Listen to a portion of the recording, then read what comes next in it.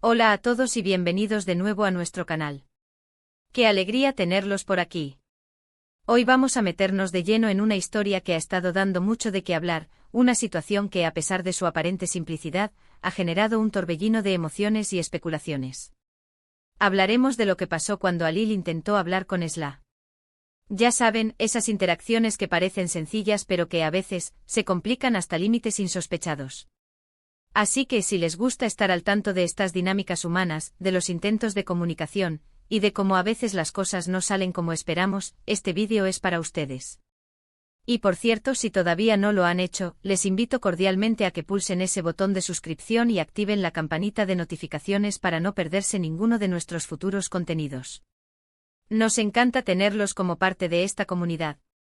El tema que nos ocupa hoy es fascinante porque toca una fibra muy sensible, el intento de conexión. Alil, por razones que exploraremos, decidió que era el momento de hablar con Esla. Y aquí es donde la cosa se pone interesante. ¿Qué motivó ese acercamiento? ¿Qué esperaba conseguir? Y sobre todo, ¿qué fue lo que impidió que esa conversación fluyera como Alil probablemente deseaba? Vamos a desgranar cada uno de estos puntos, analizando las posibles razones, las señales no verbales, las barreras invisibles que a veces se interponen entre las personas.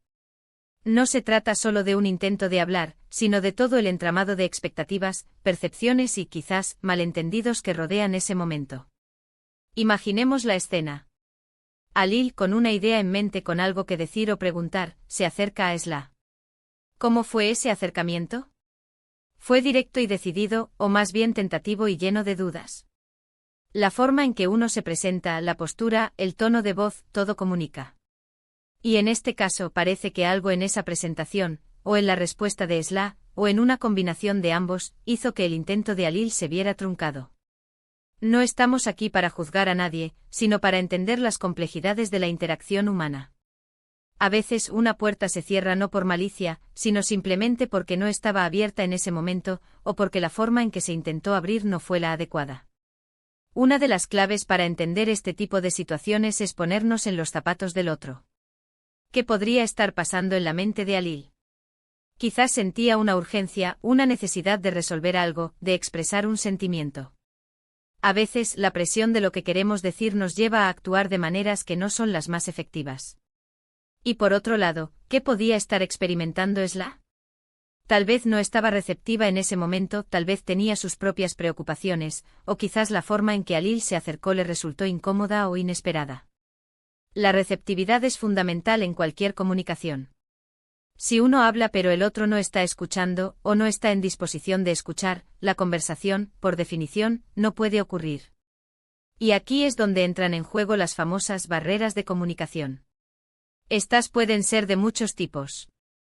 A veces son barreras físicas, como el ruido o la distancia, pero en este caso, parece que estamos hablando de barreras más sutiles, más psicológicas. Puede ser el miedo al rechazo, la falta de confianza, las expectativas no cumplidas, o incluso un historial previo de interacciones complicadas entre ellos.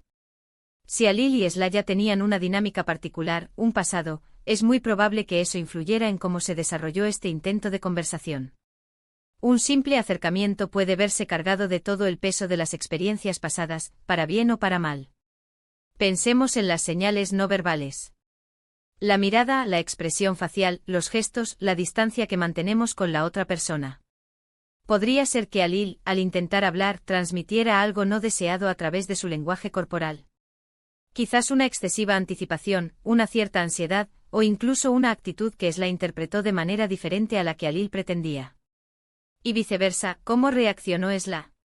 Una mirada esquiva, un gesto de incomodidad, un tono de voz cortante, todas estas son señales que pueden comunicar un no sin necesidad de pronunciar la palabra.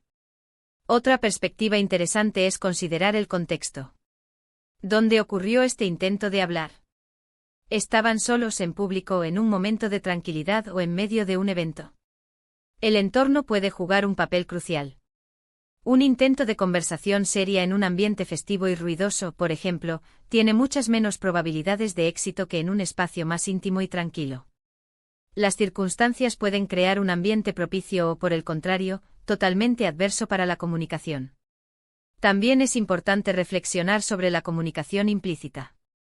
A veces lo que no se dice es tan importante o incluso más que lo que sí se dice.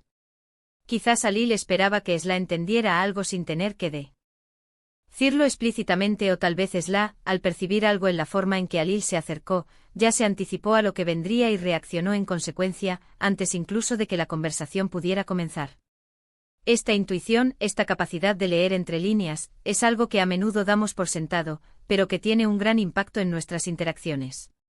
Y volviendo a la pregunta central, ¿qué impidió que Alil pudiera hablar con Esla? Podrían ser muchas cosas. Quizás Alil no tuvo la oportunidad, el momento fue interrumpido, o Esla simplemente se alejó. O tal vez, y esta es una posibilidad que debemos considerar con empatía, Esla no quiso, o no pudo, entablar esa conversación en ese instante. Las razones de Esla podrían ser tan variadas como las de Alil. Quizás no era el momento adecuado para ella, quizás sentía que no era el lugar, o quizás simplemente no deseaba interactuar con Alil en ese momento específico. Y eso en sí mismo es una forma de comunicación, aunque no sea la que Alil esperaba. La clave aquí es la asertividad y la empatía. Para Alil, ser asertivo podría haber significado expresar su deseo de hablar de una manera clara pero respetuosa, dando a Esla la libertad de aceptar o rechazar. Y para Esla, la empatía podría haber sido necesaria para entender la posible intención de Alil, incluso si no podía o no quería responder de la manera esperada. Sin embargo, en la vida real, estas dinámicas son complejas y no siempre se dan de la manera ideal. Podríamos incluso especular sobre las consecuencias de este intento fallido. ¿Cómo afectó a Alil? ¿Se sintió frustrado, decepcionado, molesto? ¿Y cómo interpretó Esla la situación? ¿Se sintió incomodada e indiferente o quizás incluso un poco culpable? Estas interacciones, incluso las que parecen breves y sin éxito aparente, dejan una huella. Pueden influir en futuras interacciones, en cómo las personas se perciben mutuamente, y en cómo abordan nuevas oportunidades de conexión. El título Alil no pudo con Esla sugiere un fracaso, una imposibilidad. Pero a veces, lo que parece un fracaso desde una perspectiva, puede ser una elección o una necesidad desde otra. Quizás no se trata de que Alil no pudiera, sino de que las circunstancias, la disposición de Esla, o la propia dinámica entre ellos, crearon una situación en la que la conversación deseada simplemente no era posible en ese momento. Es un recordatorio de que no siempre tenemos control sobre el resultado de nuestras interacciones, y que la reciprocidad es un componente esencial para que la comunicación fluya. Y pensando en cómo evitar situaciones similares en el futuro, o cómo manejarlas mejor, es importante la autoconciencia. Reconocer nuestras propias expectativas, nuestras propias señales no verbales, y estar atentos a las del otro. Y cuando nos encontramos en la posición de Esla, es importante ser lo más claros y respetuosos posible en nuestra comunicación, incluso cuando no podemos o no queremos responder de la manera esperada. Un simple gesto, una palabra amable, pueden hacer una gran diferencia. En resumen, lo que pasó cuando Alil intentó hablar con Esla, según nuestro análisis, parece ser el resultado de una compleja interacción de factores. Desde las posibles motivaciones de Alil y su forma de acercarse, hasta la receptividad y las posibles razones de Esla para no entablar la conversación, pasando por las barreras de comunicación, las señales no verbales, el contexto y la comunicación implícita.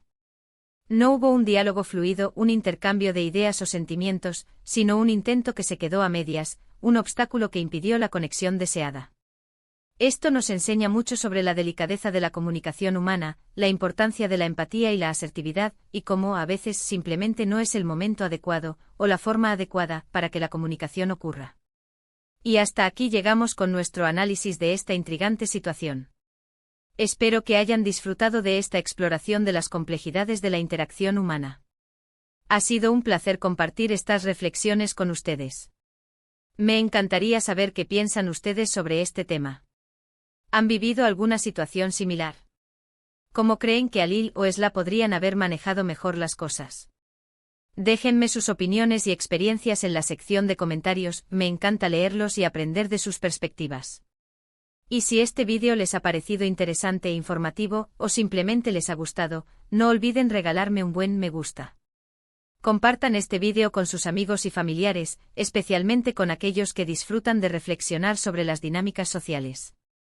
Y si aún no lo han hecho, suscríbanse al canal y activen la campanita para no perderse nada. Muchísimas gracias por acompañarme hasta el final. Nos vemos en el próximo vídeo. Cuídense mucho.